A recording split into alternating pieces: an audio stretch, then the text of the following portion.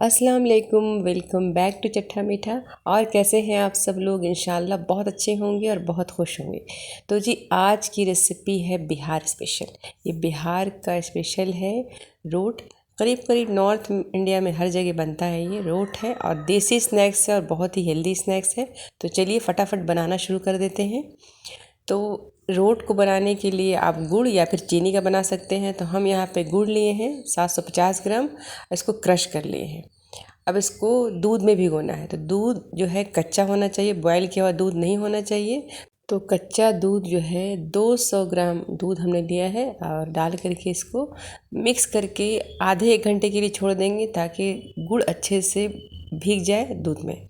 दूसरी तरफ ये काम करेंगे कि रवा लेंगे बारीक वाला, सूजी। अगर बारीक वाला आपको नहीं मिले तो आप मिक्सर जार में 1 से 2 मिनट के लिए पीस लीजिए तो बारीक हो जाएगा। इसमें डालेंगे 1 कप देसी घी और देसी घी डाल के भी 1 कप सूजी, 200 ग्राम सूजी है, इसमें 250 ग्राम घी डाल के मिक्स करके छोड़ देंगे 20 मिनट के लिए।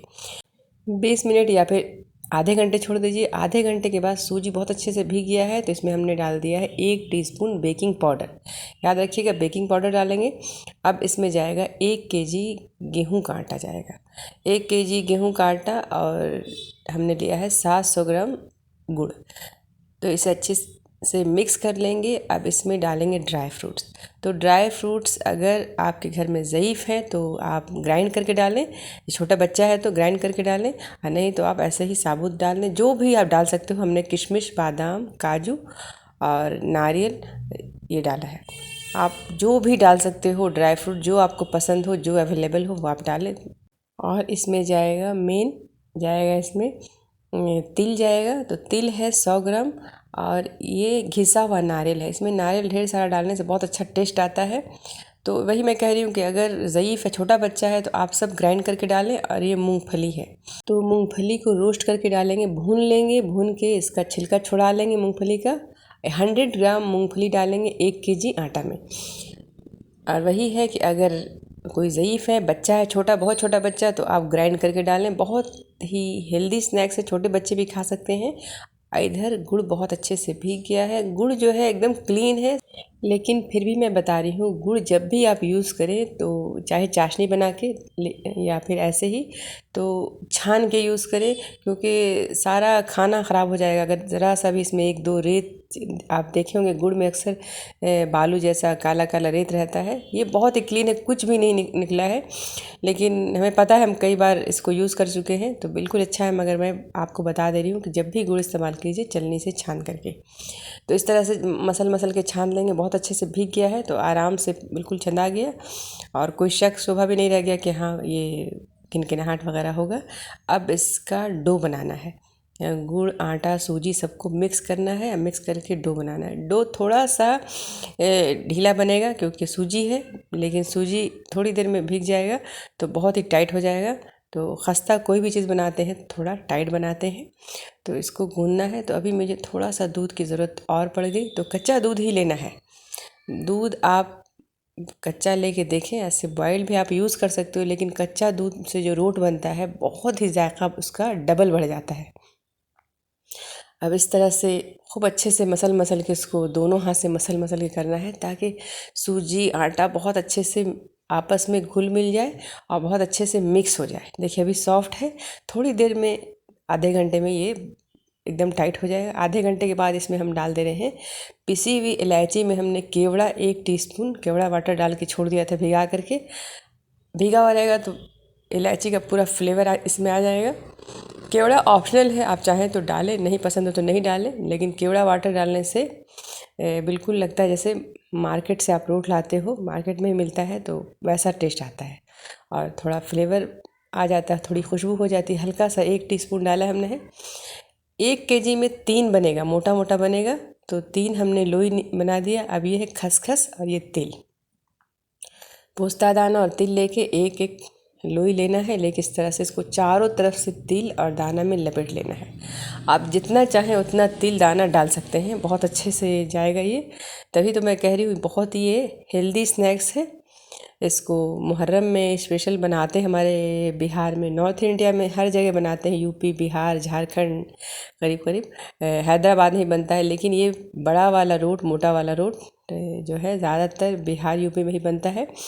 तो इस तरह से इसको बेलना है। बेलने में ये फटेगा, इतना खस्ता है ये फटेगा, घबराइए बिल्कुल नहीं।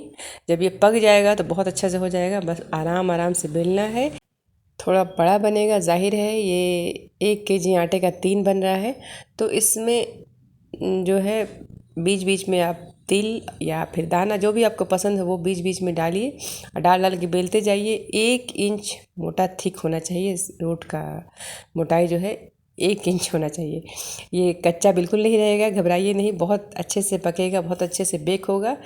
तो मैं इसको 2 तरह से बनाऊंगी। एक तो अवन में बेक करूंगी कन्वेक्शन मोड पे जा करके, 15 मिनट के लिए बेक करूंगी, बहुत अच्छे से बेक हो जाएगा। तो ये बेकिंग ट्रे हमने ले लिया है, तो इसको हाथ से नहीं छूना है, हाथ से छूएंगे तो हाथ में ही टूट जाएगा। तो इसको बस इस तरह से रख के पलट देना है।